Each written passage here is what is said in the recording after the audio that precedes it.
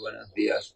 Nama Om Vishnu Padaya Krishna Presaya Bhutale Srimate Bhaktivedanta Swaminiti Namine Namaste Saraswate Deve Gauravani Prasharine Nirvisesa Sunyavadi Pashatya Deshatarine Shaya Sri Krishna Chaitanya Prabhu Nityananda Tri Advaita Gadadhara Rivasadi Gaura Bhakta Vrinda Hare Krishna, Krishna Krishna, Hare Hare, Hare Rama, Rama Rama, Hare Hare. Hare Krishna, reiterado, vamos a continuar con las lecturas y reflexiones sobre fragmentos del texto Harinama Chintamani de Bhaktivinoda Thakur. En el día de ayer habíamos tratado un poco sobre la ignorancia, o sea, a qué se refería la palabra ignorancia cuando se mencionaba en relación a uno de los obstáculos que impide que el practicante en verdad pueda percibir o recibir los beneficios que contiene en sí la práctica del santo nombre. Entonces veíamos como ignorancia tres tipos básicos.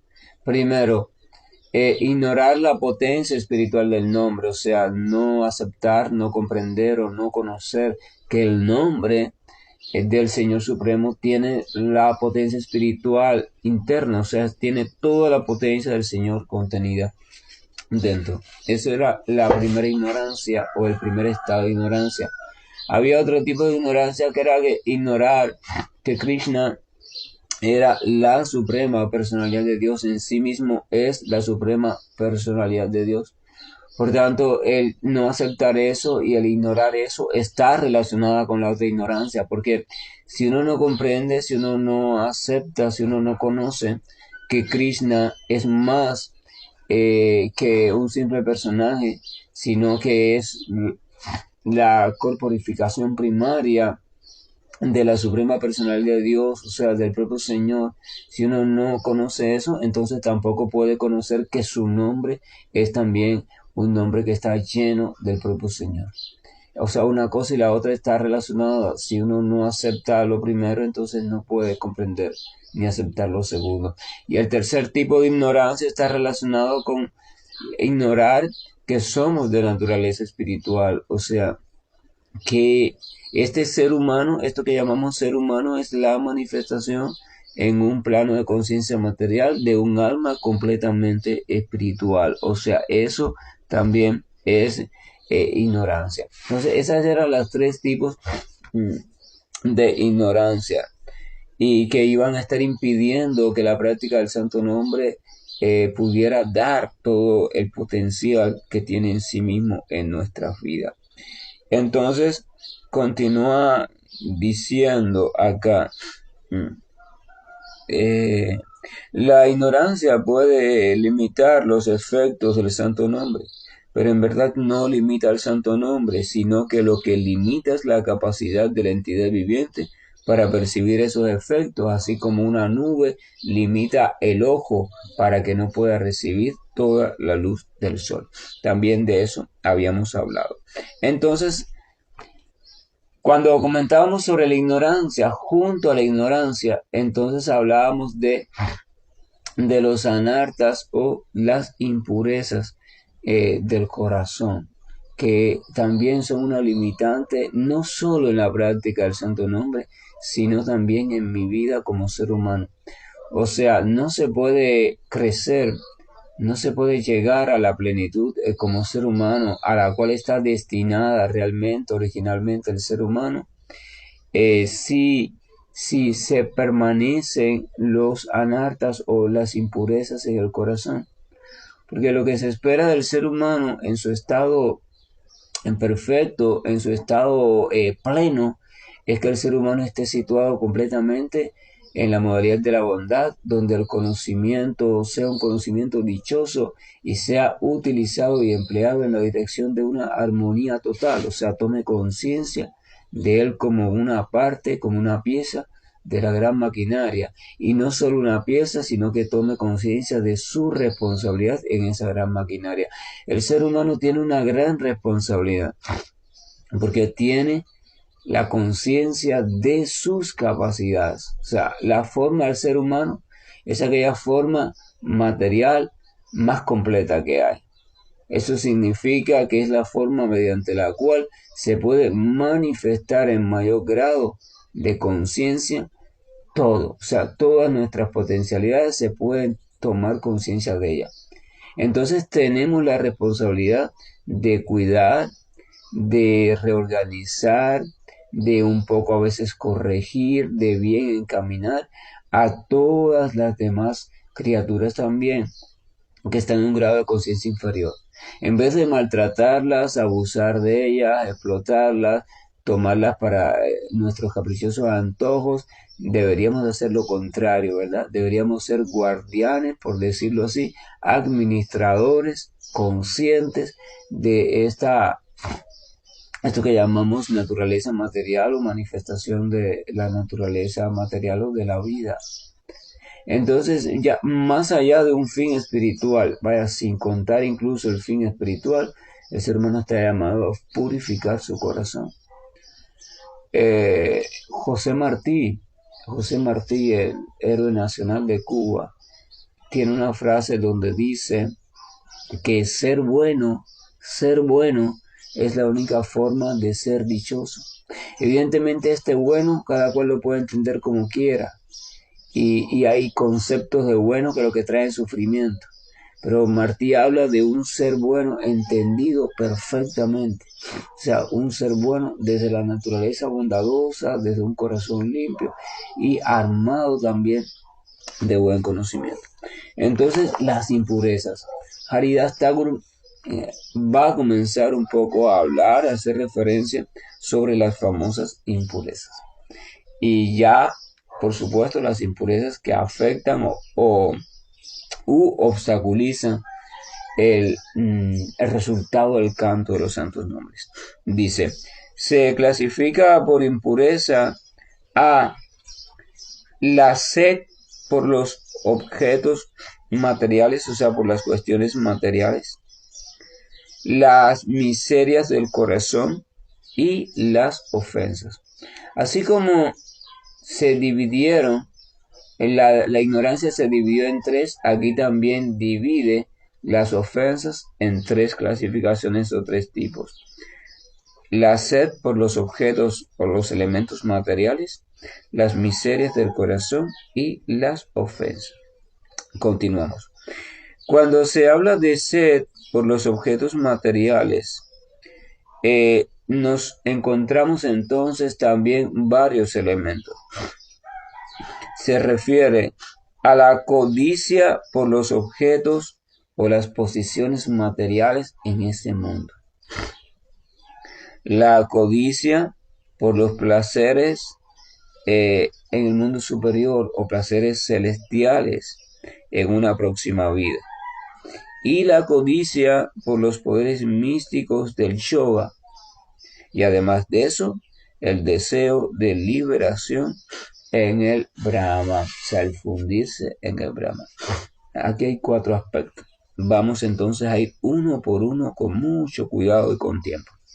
Dice, dentro de la clasificación de la sed por los objetos materiales, o sea, ese tipo de contaminación, se refiere a lo siguiente. Primero, cuando uno posee o su vida está dominada o centrada en una actitud codiciosa, o sea, siempre queriendo, siempre deseando y cada vez más por los objetos y posiciones materiales en este mundo. Evidentemente no se puede, la conciencia no puede quedar libre para ir de manera natural, de modo natural hacia el estado de la bondad o hacia el estado de conciencia de Krishna, si la conciencia está ocupada, si los sentidos, la mente, la inteligencia, el ego falso están ocupados en las cuestiones, en realizar, en obtener, en disfrutar de cuánta cuestión se le pase por la cabeza, como se dice vulgarmente, en este mundo material. O sea, si las potencias de la entidad viviente o del alma, si nuestras potencias, nuestras energías están enfocadas en la codicia material. Esta codicia material no solo es la codicia que todo el mundo llama codicia, de querer más esto, más aquello, quererlo todo para mí, sino también de la codicia sutil, o sea, la codicia en la mente, pensamiento codicioso. A veces uno puede mostrar una vida simple, una vida donde aparentemente no es codicioso, porque incluso está tratando de cuidarse de lo que dirá la gente, o está tratando de cuidar su apariencia religiosa para que no digan que yo soy codicioso, pero sin embargo podemos comprender que en la mente se está haciendo codicioso. O sea, en la mente se está internamente, secretamente, deseando tantas cosas para nosotros, tantas cosas cada vez en un mayor número, o sea, se está. Y entonces eso es codicia, pero es una codicia sutil, pero es codicia. Es peor incluso que la codicia que se manifiesta porque esta codicia se mantiene en secreto y uno mantiene entonces sin querer o queriendo una postura hipócrita. Por fuera aparenta no ser codicioso, pero por dentro está lleno de codicia. Pero también está la codicia, ¿verdad? Allí entra también la codicia de fama, o sea, la codicia de ser reconocido, la codicia de ser el más esto, el más aquello, el mejor en tal cosa, o sea, esa codicia. A veces vemos en una competencia e incluso vemos en el aula ya desde niño que hay niños que le molesta perder en un juego, o hay niños que desean para sí todo lo que ven en los otros niños, o hay niños que les gusta siempre responder de manera rápida cuando el profesor hace una pregunta, porque les gusta que el profesor les diga muy bien, eres muy inteligente. O sea, hay codicia de ese tipo de frases, de ese tipo de señalamientos. Y cuando no puede hacerlo, no puede responder, o le dicen que está mal la respuesta, o simplemente otro niño respondió, dio respuesta superior a la de él, o dio respuesta primero que él, entonces se pone furioso. Viene la ira. Esta ira viene de la frustración porque no pudo satisfacer su codicia. Por eso se dice que el hombre sencillo o la persona sencilla y humilde vive en paz. Porque humildad significa que no hay codicia, sencillez significa que no hay codicia. Evidentemente, tenemos que obtener cierta posición, cierto elemento, que se quiera o no se quiera, la sociedad le va a dar una posición, usted va a tener que también obtener ciertos elementos necesarios para la vida, ¿verdad? Para el vestir, para el alimentarse, para el adecuado descanso, para un confort básico de usted o de su familia, o sea, necesariamente, y no hay nada de malo en eso, al contrario, se señala que hay que ocuparse en esas funciones, pero en lo necesario, en lo que se refiere a lo necesario, en lo que realmente, porque cuando uno empieza a querer incluir en su vida más de lo que realmente necesita, entonces la vida se le complejiza. Uno podría decir, no, no se me complejiza, porque cuando yo tengo más de lo que necesito, entonces se me vuelve más cómoda. Sí, pero cada una de esas supuestas añadiduría que usted tiene, de más allá de lo que necesita, va a requerir atención de parte de usted. Para su cuidado, para su manutención, para esto, para aquello, para no perderlo, para así, etc. Y eso significa que entonces su atención va a estar siempre ocupada en determinados detalles. O sea, se puede decir, su mente no va a poder estar muy tranquila. Entonces por eso se habla de vida siempre pensamiento elevado. O sea, elevar el pensamiento no es posible en medio de una vida complejizada. Yo puedo vivir en una sociedad complejizada y una sociedad compleja, pero tengo que tratar de examinarme a mí mismo y ver cuántas dependencias, cuántas ataduras tengo a la sociedad y al modo de vida en este mundo. hay algunas cosas que no puedo prescindir de ella, por tanto me voy a ocupar de ella y a ocuparlas, hacerlas con conocimiento y mientras mejor sean, pues perfecto, no hay nada de malo, repito en eso. Lo de malo está cuando yo empiezo a depender, o sea, cuando mi estabilidad está en dependencia de poseer cada vez más esas cosas, poseerlas cada vez más, ya sea en cantidad, en variedad, ¿verdad? Cuando mi estabilidad o mi supuesta felicidad depende de eso, entonces debo revisar porque ahí hay algo que no está bien. Entonces, eso es una de las formas de contaminación, una de las formas de sed, o sea, de contaminación, que es la sed por los objetos y las posiciones materiales. Continúo. Codicia por los placeres sensuales celestiales en la próxima vida.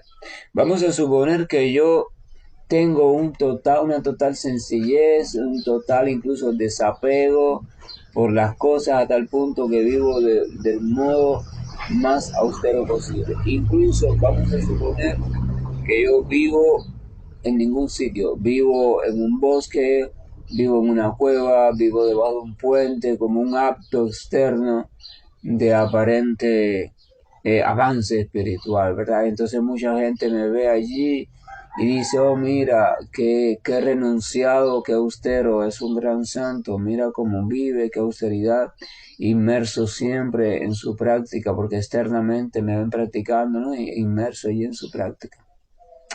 Pero en mi mente, vamos a suponer que yo estoy haciendo toda esa austeridad y en mi mente, entonces yo tengo mi mente centrada en lo que dice la escritura de los placeres, de la vida tan cómoda, la vida tan armónica que hay en los planetas o en los planos de conciencia celestiales, o sea, como se dice en otras escrituras, en los reinos de los cielos. Esto no tiene que ver nada con espiritualidad todavía, se refiere a un plano de conciencia un poquito más elevado, donde las miserias son menos.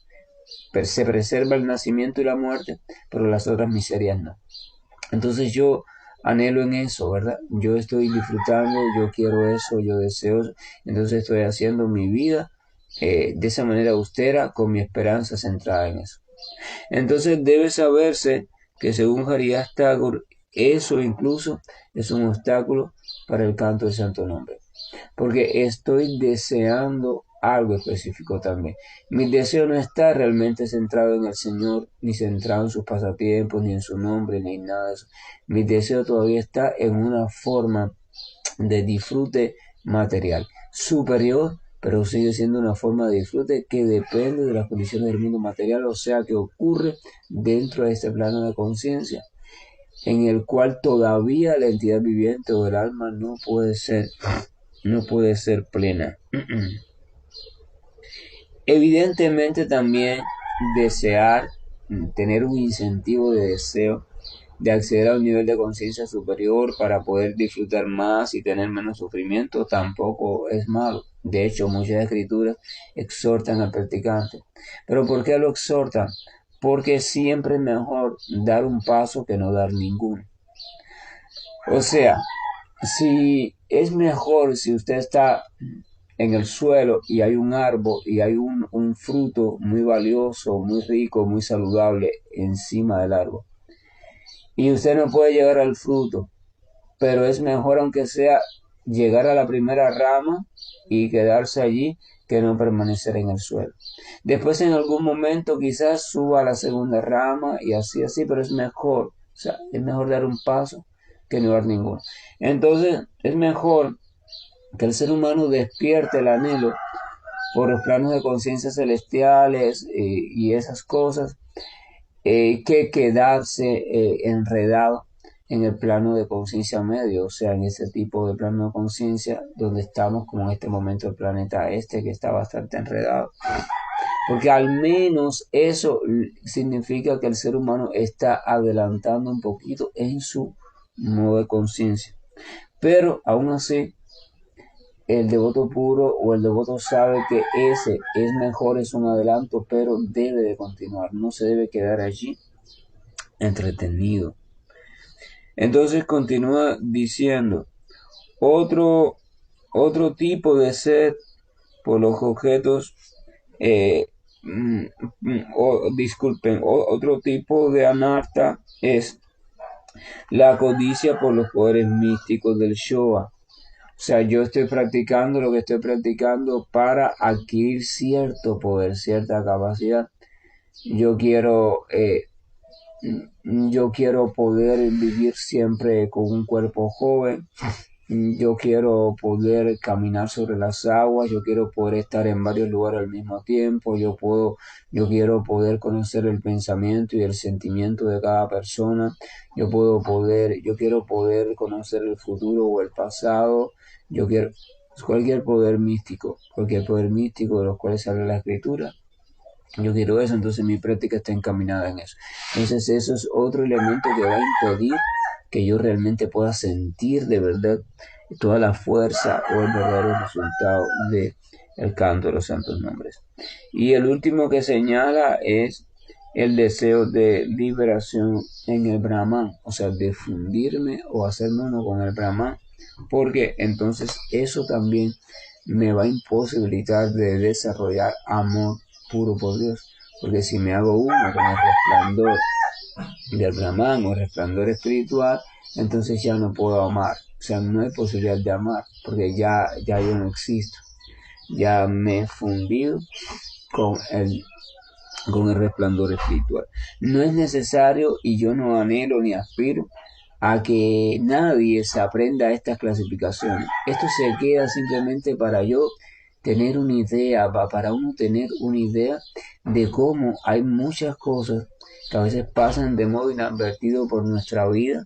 Pensamos que son cosas favorables, en el caso para el canto de los santos nombres, por lo tanto las mantenemos y vemos que no avanzamos en el canto ni avanzamos en nuestro sendero. Entonces es bueno que uno reflexione por qué uno se sienta mientras canta a reflexionar las ataduras quizás materiales que hay en su vida, se siente a reflexionar en quizás los anhelos internos que tiene de codicia, de esto, de aquello, se siente a reflexionar en sus anhelos de algún tipo de poder desarrollar algún tipo de poder, o en sus anhelos de fundirse en el resplandor, en este resplandor divino conocido por el Brahman. Uno empieza simplemente a preguntarse, ¿y por qué esto? ¿Por qué esto me podría limitar? ¿Por qué esto me podría detener el camino? Es simplemente para eso, no es para aprenderse nada de memoria. Las enseñanzas espirituales no están diseñadas para aprenderse nada de memoria. A veces las personas no hacen gala de cuántas cosas de memoria se han aprendido, ¿verdad? Pero eso es bueno, porque bueno, las puedes decir, repetir, etcétera, etcétera. Pero si no han llegado a comprenderse, si ni siquiera una de ellas se ha comprendido en verdad, y si esa comprensión no ha hecho una transformación en tu vida, entonces eso es lo contrario, se convierte en un obstáculo porque lo único que hace es ocupar más tu memoria y ocupar más también tu campo mental. Entonces se trata simplemente para reflexionar. Continúa diciendo, en cuanto a lo referido a la debilidad del corazón, se refiere a cuando se experimenta un apego a las cosas efímeras que no están relacionadas con el Señor. O sea, un apego a las cosas efímeras. Esas cosas son, por ejemplo, el engaño, la envidia por el progreso de alguien y el deseo de prestigio y fama. Menciona algunas de las cosas que se clasifican como debilidades del corazón y que también entorpecen mi avance espiritual.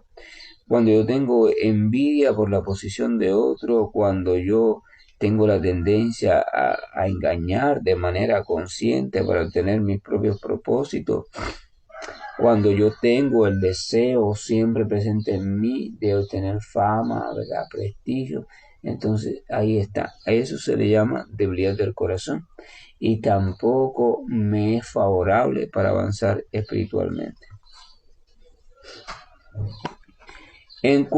Continúa diciendo, en cuanto a la ofensa, en cuanto a la clasificación de las ofensas, se pueden dividir en ofensas al nombre, ofensas a Krishna mismo o al Señor mismo, y ofensa a los devotos de Krishna, y ofensa incluso a las demás entidades vivientes. Por las ofensas se obstruye también el pleno poder de el santo nombre. Entonces, sed de los objetos materiales, miserias del corazón y ofensas. Sed por objetos materiales, miseria del corazón y ofensas.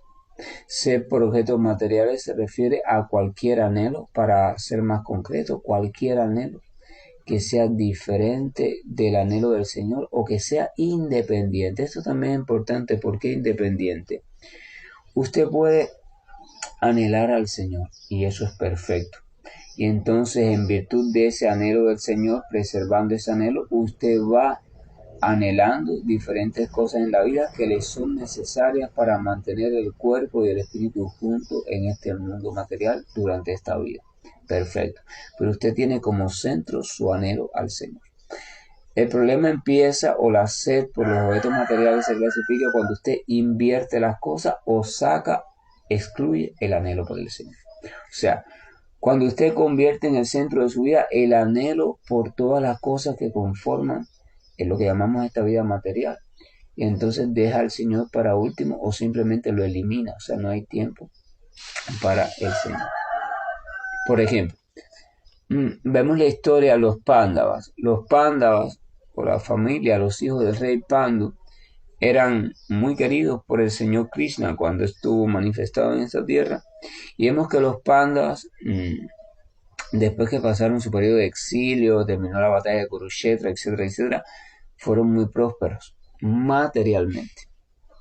Pero también vemos que esa prosperidad material ellos siempre la atribuían a la misericordia del Señor Krishna. O sea, ellos siempre tenían en su corazón el sentimiento de que esa prosperidad material venía dada por la misericordia de Krishna, que era siempre bueno, y que por concederles una gracia, entonces les permitía eso.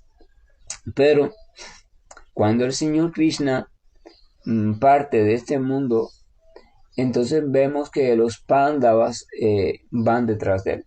O sea, los Pándavas, que vivían de forma súper lujosa, se preparan, abandonan esa forma súper lujosa, dejan todo organizado, un nuevo representante, un nuevo rey, etcétera, etcétera, que se encargue de la gente, del pueblo, y ellos se van a peregrinar para lugares santos. En ese caso fueron cerca para allá, para los Himalayas, para allá, con la finalidad de quedarse allí, vivir de una forma austera, meditando en el Señor constantemente, hasta que llegara el momento de abandonar el cuerpo material. ¿Por qué? Porque ellos no toleraban, ellos no podían concebir la vida sin la presencia en su vida del Señor Supremo. Fíjense esto. Ellos vivían de manera muy favorable desde el punto de vista material y cualquiera podría pensar que eran codiciosos, pero simplemente ese era el resultado del favor del Señor. El logro material de ellos no había sido obtenido por codicia ni por algunas alternativas que hicieron para obtenerlo. No, simplemente llegó de modo natural por la misericordia del Señor debido al amor que ellos sentían por el Señor. Cuando ellos vivían en el bosque de forma pobre y austera, también amaban al Señor. A veces uno recurre al Señor Supremo, tiene cierta práctica, ¿verdad? Pues está pasando por situaciones difíciles y cuando su situación cambia, entonces uno puede envarecerse en dicha situación y abandonar ya el pensamiento en el Señor o incluso la práctica o transformarla de modo caprichoso, ¿verdad? Eso es fatal. Sin embargo, vemos que los Pándavas no, aun cuando lograron una situación después mucho más exitosa, mucho más próspera y todo floreció en su reino, aún así ellos seguían situados en el Señor. Ellos seguían situados como fieles sirvientes amorosos de la suprema personalidad de Dios. Y entonces esa es la receta. Ese es el camino a seguir. Los Pándavas, así como cualquier otro ejemplo de devoto puro del Señor que la Escritura nos da, es el camino a seguir. El camino a seguir es, esté donde esté yo, en la condición que esté, tener siempre al Señor como el centro de mi vida, en lo favorable y en lo desfavorable. Que lo favorable y lo desfavorable no vengan a afectar mi relación con el Señor, ni el sentimiento que yo he ido desarrollando en relación con el Señor.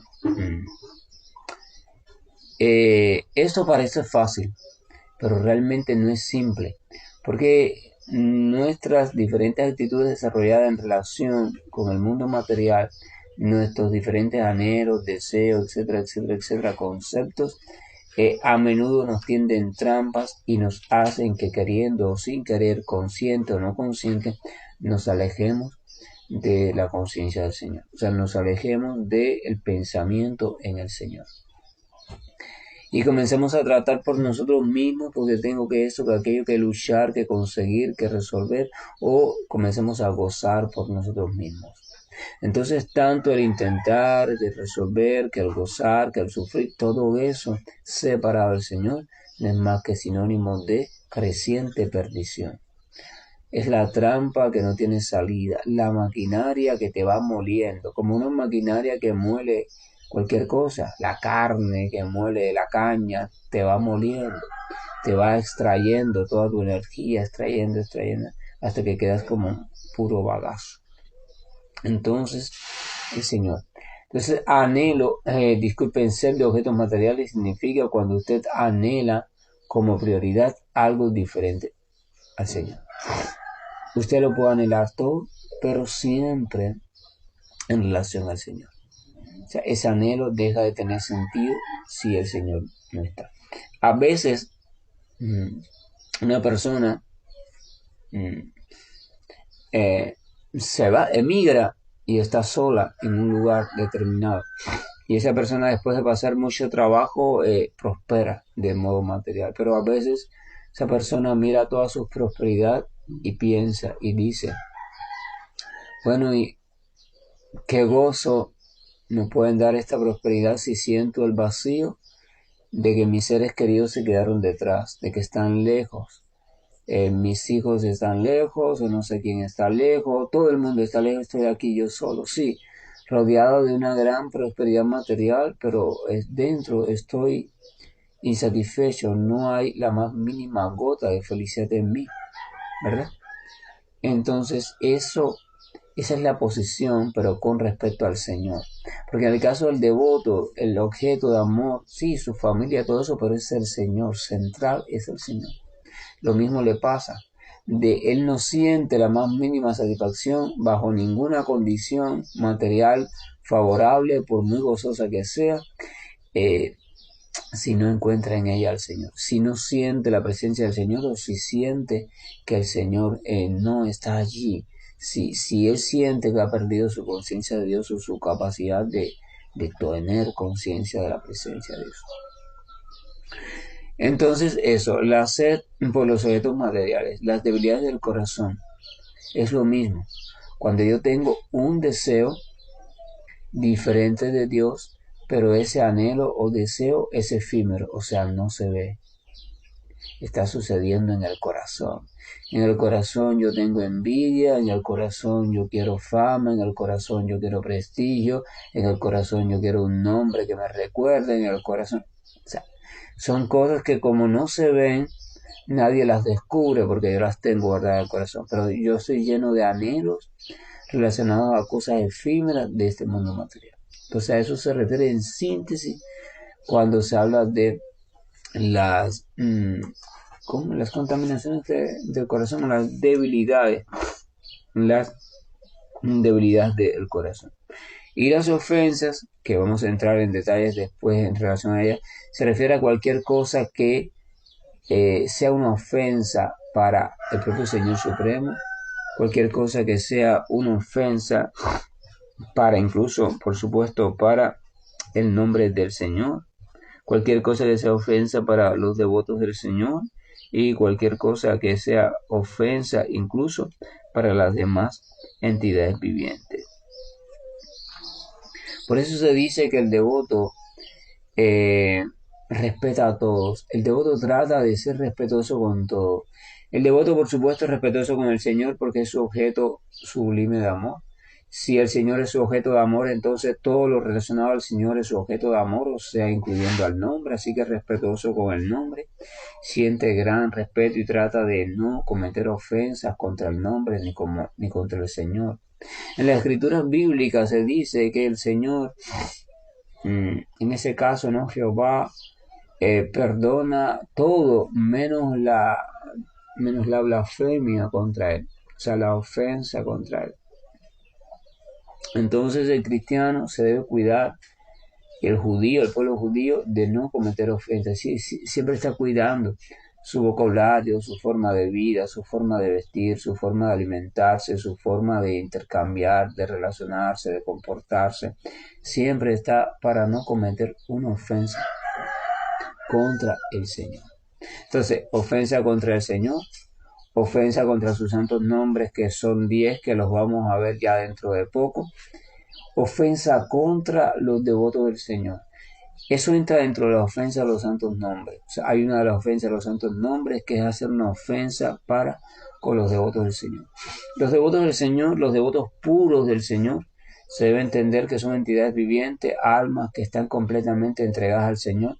Por tanto, se convierten en lo más querido para el Señor. El Señor quiere a todos, pero lo más querido es aquel que conscientemente está entregado a Él. Entonces, si uno comete una ofensa, un ataque, lo que sea contra esa persona, ya sea de manera física o de manera mental o en sentimiento o en una actitud de cualquier tipo negativa, que sea diferente al amor, al respeto, al servicio, a la atención. Entonces uno debe saber que está ofendiendo o afectando, lastimando a aquello que es lo más preciado del Señor. Aquí hay un detalle importante porque el devoto puro nunca se va a sentir ofendido ni lastimado porque él está absorto en el Señor, ya él se considera a sí mismo como un vil sirviente, por tanto él no quiere respeto para sí mismo, así que él nunca va a decir, oh Señor me ofendieron, Señor me lastimaron, porque ya él no tiene ego falso, él está absorto en el amor y él piensa de la siguiente manera: si alguien me ofendió, si alguien, bueno, nada, perfecto.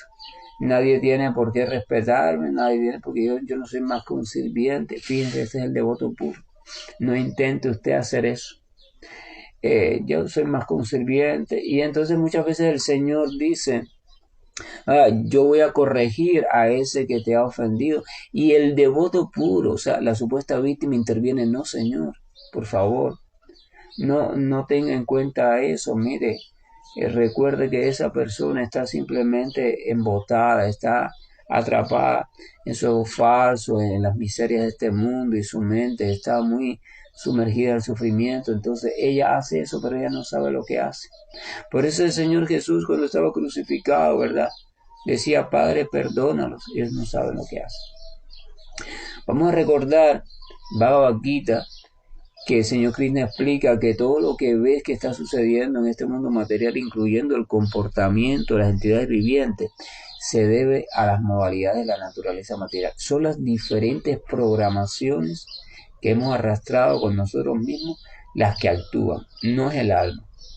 Por tanto, el alma no es culpable. En verdad, el alma no es culpable de nada, ni de lo aparentemente, ni de lo aparentemente bueno, ni de lo aparentemente malo. Entonces el hombre sabio, la persona sabia comprende eso, el devoto puro ha comprendido eso, y por eso le dice: no Señor, no, mira, recuerda que no es la culpable, son las modalidades de la naturaleza material. Entonces el devoto puro es muy misericordioso, incluso se dice que el devoto puro es más misericordioso que el Señor, porque el Señor le permite, el Señor actúa a veces de tal manera que se vea a su devoto como más misericordioso que él mismo, para que se alabe a su devoto. Aunque el devoto no se cree ninguna alabanza que sea para él, ni se la toma para él, él siempre la dirige al Señor. Él siempre piensa: si yo he sido misericordioso, no ha sido por virtud mía, pues en verdad soy lleno de maldad, sino por virtud de mi Señor, que ha permitido que yo me mostrara así. Pero todo eso es para gloria de su nombre, o sea, para que vean el gran Señor que yo tengo. Entre el devoto y el Señor existe una relación de amor tan hermosa que los dos están compitiendo de forma amorosa por darle la gloria al otro. El Señor quiere que glorifiquen a su devoto, pero el devoto quiere que glorifiquen a su Señor. Y así los dos se comportan de tal modo que quieren que sea el otro el que sea realzado. Fíjense qué hermoso. Y esa es la receta también de la vida. Por eso, también en las escrituras cristianas, yo creo que es en Primera de Corintios 10.31, dice que hazlo todo para la gloria de Dios. Hazlo todo para la glorificación de Dios. Todo lo que hagas en tu vida. Lo que bebas, lo que comas, la manera en que vistas, en que camines, en que converses, donde trabajes, cómo te lleves con tus compañeros, cómo trates a tu familia, cómo hables, todo, hazlo todo para la gloria de Dios. Esa es la receta. Eso es Bhakti. Hazlo todo para la gloria de Dios. Entonces eso es amor. Ese es el resultado natural. Cuando nos da trabajo hacer eso es porque realmente el amor no está instalado en nosotros. Pero en la medida que el amor por Dios va surgiendo en nosotros, cosa que no es fácil, ojo, va surgiendo en nosotros, en esa misma medida nosotros vamos a ir queriendo hacerlo todo para su gloria, para que la gente hable bien de Él, para que la gente vea lo magnífico que es, lo maravilloso que es, y para que la gente sienta deseo de ir hacia Él. Porque ese es el único modo en que la gente va a sentir deseo realmente de ir hacia Dios, de conocer a Dios, ¿verdad? Es que el representante del Señor o aquel que se dice representante del Señor muestre las cosas maravillosas del Señor, no de palabras. El Señor es grandioso, maravilloso, qué bueno es, hizo esto, hizo aquello. No, eso es importante, pero no es el centro. Tiene que demostrarlo con su vida, de tal manera que las personas digan, mira qué humildad, mira qué sencillez, qué bondad, mira esa persona qué diestra, qué inteligente es, y sin embargo le da pena que le hagan conocer eso, que digan tú eres el mejor, tú eres no, ella, qué recogimiento, mira qué silenciosa, mira qué palabras más dulces, mira qué educada, mira qué limpia, mira qué organizada, mira qué compasiva, mira qué caritativa, mira qué responsable, mira qué preocupada es esa devota o ese devoto del Señor. O sea, cuando las personas hablan de manera maravillosa y todo lo que hablan es bueno sobre el devoto del Señor, entonces automáticamente están glorificando al Señor porque están diciendo el devoto de Dios, el devoto de Krishna, lo que sea. ¿Verdad? Y cuando hablan de manera despectiva, mira, y eso que es devoto y mira cómo se está comportando, mira cómo eso, están entonces lanzando carga negativa o criterios negativos sobre Dios, pero por culpa de su representante o su supuesto devoto. Entonces ese es el modo natural de que las personas regresen a Dios, que su representante se muestre como un ser humano muy atractivo en el sentido de su vida en sí misma, que a las personas les dé gusto conversar con él, relacionarse con él, pedirle un consejo, cantar con él, escucharlo, eso. Si a la persona le da gusto eso, naturalmente ella va a querer vivir una vida así y le va a preguntar, háblame de tu Dios. ¿Cómo es que tú llegaste a transformar tu vida así? ¿Cómo es que tú puedes vivir así? Yo quiero también vivir así. Entonces usted, dentro de sus posibilidades, le va a hablar lo que usted ha comprendido sobre su amoroso Señor, sobre la suprema personalidad de Dios. Y ese es el modo natural, en que toda la humanidad puede encaminarse hacia el Señor. Pero si actuamos como hipócritas, si internamente estamos llenos de deseos mezquinos, estamos llenos de cosas que no hemos perdonado, estamos llenos de miles de cosas, estamos llenos en nuestro comportamiento de ira, de codicia, de lujuria, de apegos desmedidos, etcétera, etcétera, de ofensas, entonces las personas no sienten atracción natural. Van a sentir atracción natural a aquellos que tienen lo mismo, o sea, aquellos que también están llenos de codicia, pero no va a sentir la humanidad entera atracción natural. No van a querer, no van a sentir el deseo de reunirse con nosotros, de venir a donde estás, de preguntar, no va a ser, ¿verdad? Entonces, Pero más allá de atraer o no atraer a alguna persona, el cambio debe ser por nosotros mismos. Debe ser porque yo quiero ir transformando mi vida, que mi vida sea cada vez así, más transparente, más brillante, pero no brillante desde el punto de vista de la fama, sino brillante desde el punto de vista del resplandor de la bondad, la humildad, la compasión, ¿verdad? Para ser agradable al Señor y para que nadie hable mal del Señor por mi culpa. Uno debería pensar así. Igual que un hijo por ahí, cuando esté en otros lugares del pueblo, siempre debería pensar, si yo me comporto mal, las personas van a decir, mira, ese es el hijo de fulano y de fulana, y por tanto el buen nombre de mis padres va a ser manchado. Pero si yo me comporto bien, van a decir, mira qué bien educaron a su hijo fulano y fulano. Así que el nombre de mis padres va a ser alabado y realizado. Entonces un buen hijo amoroso que ama a sus padres y tiene conciencia de eso, trata de comportarse bien, incluso ni por él mismo, no para él, no para que lo alaben a él, sino para que realcen y mantengan el buen nombre de sus padres y no sea manchado en ese pueblo donde vive. Lo mismo pasa con el devoto. El devoto ama al Señor, entonces quiere tratar de ir cambiando su vida, incluso no para él, sino para que el nombre del Señor no sea manchado y para que lo glorifiquen cada vez más.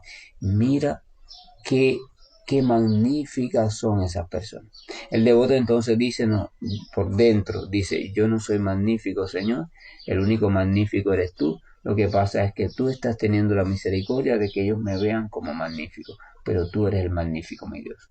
O sea, es así. Entonces el devoto, voy a tratar de transformar mi vida, voy a poner en esto todo mi empeño, voy a tratar de mi práctica sea constante, sea seria, para yo seguir transformándome en el canto de los santos nombres y quitar todas las impurezas o al menos la mayoría que están oscureciendo mi existencia. Esa es la vida del devoto. Que la gracia y el amor de nuestro Señor nos acompañe, que sea un día maravilloso en medio de cualquier circunstancia, maravilloso en el sentido que tengamos la oportunidad de poder, aunque sea por un minuto, recordar la existencia plena del Señor, la presencia de Él también en nuestra vida y el anhelo que sea siempre mayor de poder serle agradable. Disculpe. Hare Krishna, buen día, y estoy finalizando la llamada.